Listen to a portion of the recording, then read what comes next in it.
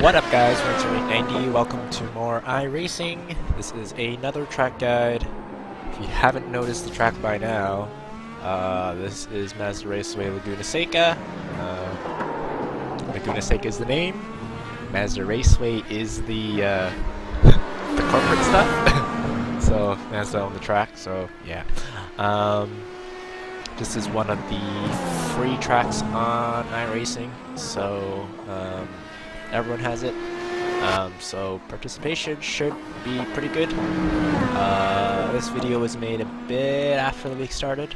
It's Wednesday night right now, partly because I took me a bit of time to figure out the setup based on what was posted in the forum.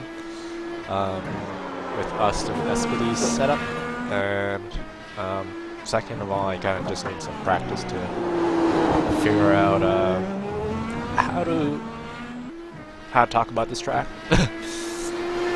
So there is some history with IndyCar at Mazda Raceway Laguna Seca, but recently the schedule has really mainly focused on Long Beach and Sonoma in the state of California, and there's four really good tracks that have IndyCar history, the other two being Laguna Seca as well as Fontana, California Speedway, or Auto Club Speedway for corporate folks. So let's go on back to Laguna Seca. It's a pretty challenging track. There's a lot of sand, especially around the corkscrew area. There's not going to be a lot of grip there if half the people are running off the track. So yeah. So I'm just going to go through a hot lap of the track. It will be in default weather, and I believe, as usual, it will be 45% track state. So yeah, hard track to get consistent at, but you know, you try. My setup is quite on edge as I go off track there, so I had to fix some things with Austin's setup. Nothing wrong with his setup, it's just that I wanted something that would fit my style a bit better. So yeah, I guess we'll see you in the hot lap.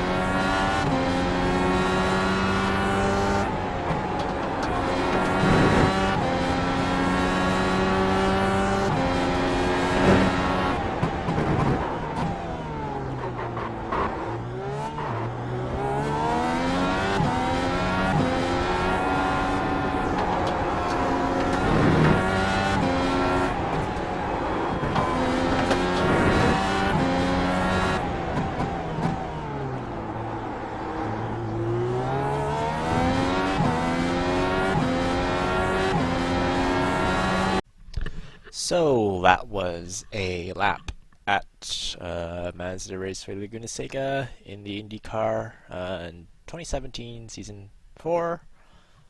Default temperature, track temp, as well as 45% track state, moderate basically. So that was a 108.5 or something like that. Not the best lap, but it's something. I could probably go a bit faster. I just can't really get the consistency down. Maybe I'll get more speed later, but 108.5 is actually pretty good. If you can go faster, then that's even better. So let's get to the corner by corner track guide. It's a tough track, even though it's a really short lap. So let's go to turn 1. Okay. Over here, turn 1, it's easy to try and brake at the 4, but I kind of brake a bit before that. I brake somewhere in between the white line to your right and the 4 marker. So, actually, I brake a bit after. Never mind. Yeah, I start my braking application in the 4. You could start braking between the 4 and the white line. I suggest you try not to push your luck with the 3, or else you're just kind of gonna miss the corner. My set's really on edge, so I can't really push too much more without the car spinning. So, which is kind of as designed from my lower brake bias in the setup. So yeah. So if you brake any later, you're probably gonna miss turn 1 a little bit, and you're gonna lose a bit of time, 2/10 maybe. So yeah. You can brake later, but try not to make sure you make the corner. So first gear, I didn't exactly hit the apex, but that's fine. You kind of want to have your wheel not exactly 180 degrees to your left, but pretty close to it. Just make sure you turn enough to hit the apexes. One thing that I learned from practicing this track is you probably should turn a bit more than you think if you don't have enough, because throughout the track I do have a bit of try and roll the car a little bit. I don't know if it's whether by design or whether it's because of my driving style, my recent changes towards my driving style, but turning a bit more does help. The downforce is there, so you should try and take advantage of it. Just try and be smooth, as always, with IndyCar as well as any car. So let's go on to the next right-hander. Okay, so I'm already starting to brake here. It's kind of around the right when I start seeing the 2. I start braking. I'll be going from 3rd to 2nd. Make sure you hit that apex on your right, but also make sure that you don't try and go too fast on corner exit, or you will spin. It's a track that really preaches patience. It's really, really easy to just get the car through the apex. Corner X, you see corner X, you just want to gas it, but you have to be really, really careful. You have to make sure that you gradually throttle your way up, increase your throttle, for lack of a better term. So yeah, the apex, don't hit the red thing. So this one is a bit tricky, so to speak. So in lower temperatures, you're probably going to hit 4th gear. Sometimes I do roll through the track in 4th gear. Other times I stay in 3rd. It's probably an issue with me working on the gearing more than anything. But overall, you don't need a brake. You just need to let it roll. Hard to explain. I just kind of make sure that I take as much of the curb as possible, and then guide the car in such a way that I'll hit the other apex and then just accelerate through. It's more of a timing thing. So here I'm off the no gas, no brake. Wheel is turned to the slightly to the right. Trying to make my front right tire hit the apex. Obviously, do not hit the red thing. Don't hit any of the red things on this track. It's really bad. So you kind of want to just roll, and then right after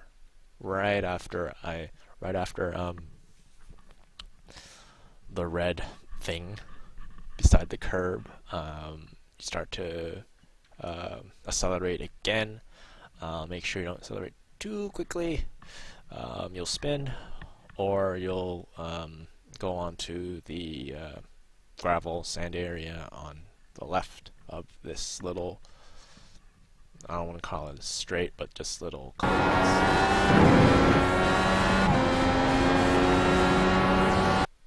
So here I start braking at the 3, a bit after the 3 actually, to the white line. Later on I do brake at the 3. So here you're going to be going from 5th down to 2nd. It's pretty straightforward. Threshold braking. Make sure you get into the right gear. Make sure you hit the apex on the left. Make sure you also don't go too wide with your steering. Pretty straightforward. Hit the apex to your left. Once again, don't hit the red thing. I'm starting to over here I have no throttle. Right after that I start to pick up the throttle again. Once again, really gradual. I don't know about map 6 how that power band is, because I never really raced with it, so I can really only help with field map 1.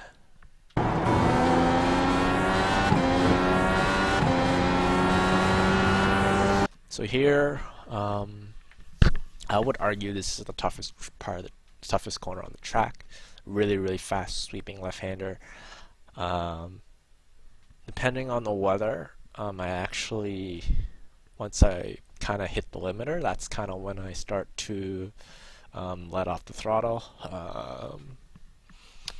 Looking at some of the lap times this week, I think I'm losing a bit of time here, but I'll tell you how I do it, how I approach it. If you take too much speed, you'll obviously go in the sand. If you take too little speed, you lose 3/10 pretty easily. So I kind of want to, sometimes I go in 4th, sometimes I go in 5th if it's cooler weather, but the main goal is that I kind of want to move. It's either downshift from 4th to 3rd or from 5th to 3rd. In a way, I'm just trying to guide the car through this corner. You don't want to go back on the throttle too fast. You'll spin again. You can kind of guess the common theme that I have here, just because I've been struggling quite a lot. I think I've got it down, but I still have to race to make sure. So yeah, so you can tell I kind of brake a little bit. Once again, you see the white line to your right. I kind of rely less on the braking markers and more on the white lines of the track, as well as other things to look at just to help me out. So some people may rely on brake markers, but I just rely on the lines. So I'm going to be going from 4th to 3rd. Make sure this corner is probably the easiest one to hit the red thing. I have no idea what the red thing is called, but we'll keep calling it the red thing. So you will get launched in the air, and you will go to the tire barriers up ahead. And if you're lucky, you won't hit it.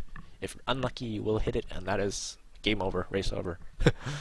So this is the corner where you have to be careful with the red thing. I kind of missed the apex there, as you can see. I didn't really, kind of went a bit closer, but I kind of want to be a bit careful. so my car doesn't get launched in the air. So once again, kind of guiding it through. Maybe I'm losing a bit of time, but the rears are really spin happy. They spin. The rear tires spin a lot faster than the fronts. I haven't been able to dial it out, so to speak. So yeah, I just kind of have to. If you're gonna use a set, this is what you're gonna have to do. So next corner is the corkscrew. One more thing, if you go on the gas too early exiting the corner, you will kind of understeer a little bit. You kind of, Laguna Seca, you do want a bit more understeer than you usually do, just because of really how my set is kind of built. Well, yeah, so yeah. Let's go on to the corkscrew again. Okay, so personally for me, I kind of brake at the where is it? I kind of brake at the when I see the white thing on the right side. I think that braking at the 3 is probably a bit too late. Perhaps maybe you could lower the brake bias a bit more, but mine is already pretty low, and I'm kind of on the edge of spinning, so I kind of don't want to lower it anymore. Especially with this downforce level. So pretty straightforward. You're going to go from 5th to 2nd gear. I kind of take it a bit easier there just because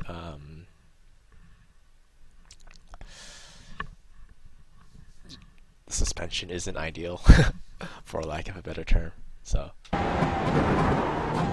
actually 5th to 1st, never mind. So here you just kind of want to roll the car through the corkscrew. Try not to accelerate too quickly. You will spin. Your car will most likely go to the right, and if you're lucky, you won't hit the wall. If you're unlucky, you will hit the wall, and that's also game over. So just be a bit careful on exit. Roll through. So here you just kind of want to not go full throttle. You'll take too much speed.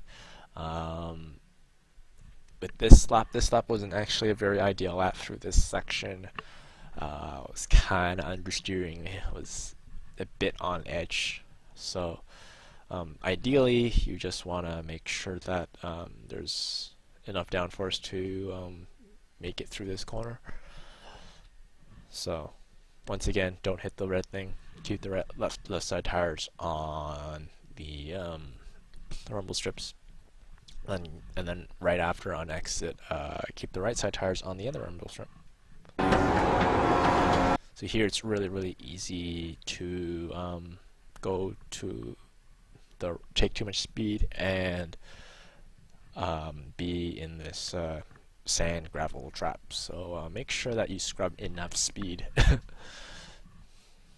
As you can see here, I'm kind of fighting the wheel. So here, starting to brake at the 2. I'm starting to think about braking at the 2 a bit after the 2. You're going to be going from 4th to 3rd. I actually try not to hit too much curb on the right. I feel it unsettles the car a little bit. So sometimes I actually try and just avoid it. It's probably just for the best. Because the car's really on edge by now. Hit it a little bit. Hit this curb on exit as well. This curb is okay to hit. This one, I did hit it this lap, but as you can see, it was a bit rocky of a ride. Sometimes I hit it, sometimes I don't. Usually I try not to hit it. So this is a deceptively hard corner. It's very, very easy to outbrake yourself. Very, very easy to get on the grass too early and spin on exit. I've seen it before. I've done it myself. So the key here is to I'd rather go into the corner a bit slower just to make sure that I have a good exit. So on field map 6, it's actually, this corner is actually really good on it. With my setup, it's not very good on it. So really depends how you accelerate on the corner. So here I'm starting to brake at the, where are you? At the white line. Make sure you go from 4th to 2nd, and then you're going to go on the start finish straight, and that'll be your lap at Laguna Seca. Or 4th to 1st, of course. So here you kind of see that you really have to be careful here. Don't really want anyone to wreck here. So here I am rolling a little bit, making sure that I hit this apex curb to your left. One of the first things you should learn as an IndyCar driver is to not steadily increase your throttle when your wheel is like this, as you can see on your bottom left, because at low gear, first and second gear, there's less at second gear, but especially at first gear, there's been, how many first gear corners have there been? I don't even remember. At least 2, maybe 3. One first gear at the corkscrew and first gear here. So it's very, very easy to have wheel spin, which is why with this set it's not ideal, but you kind of have to, because second gear is just you just bog down so much. So make sure that you be careful on the throttle. You make sure that your wheel is as, if you're going accelerating again out of the corner, out of the apex, make sure that your wheel is straight.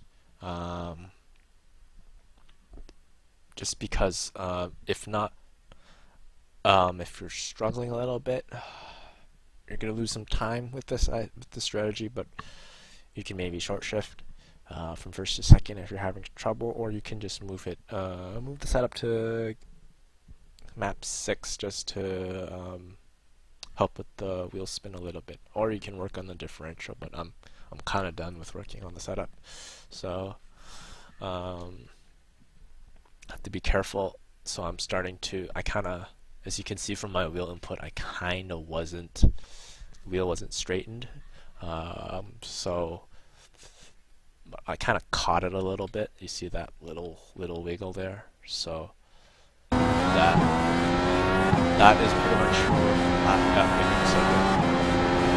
18.56. So hopefully you enjoyed that guide. That was relatively short laps anyway. So if you found it useful, leave a comment, leave a like. Not the fastest lap, not my best track, has never been my best track, probably won't be my best track for a while.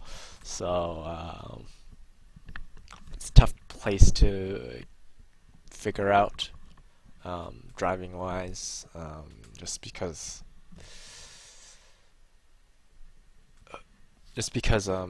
first of all, in open, if you're just doing test drive like I did with this video,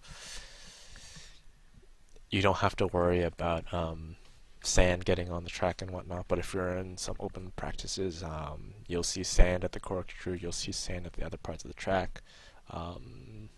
It's not very good grip wise, so you have to be even especially more careful there.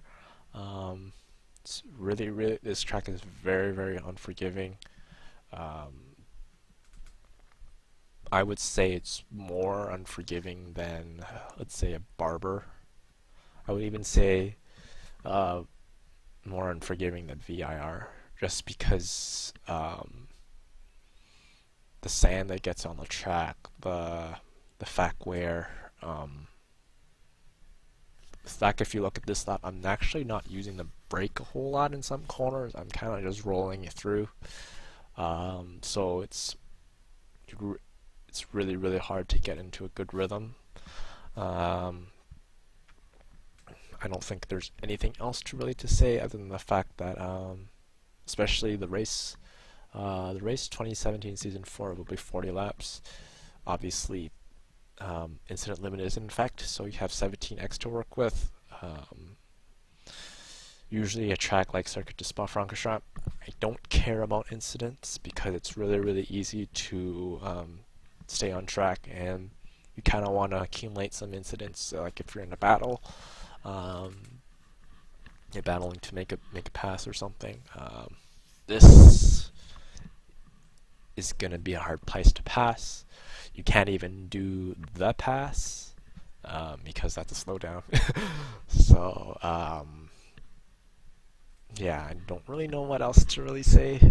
Not a fan, but I can do a decent job here. So I don't think there's really anything else to say. I'm gonna say if you lasted this long in the video, thank you. If you have any more questions, feel free to put them in the comments. Don't forget, look at the forums for setups. I don't think there's anything else to say. And the fact that if you enjoyed this video, leave a comment. If you like the video, like it. If you don't like it, you can always downvote and say why you don't like it. That's fine. Constructive criticism is good. And if you enjoy these lap guides, or you want some other iRacing content, which is mostly what I do these days, feel free to subscribe for more racing. So that's it. Racer 890. We will see you on the track next time.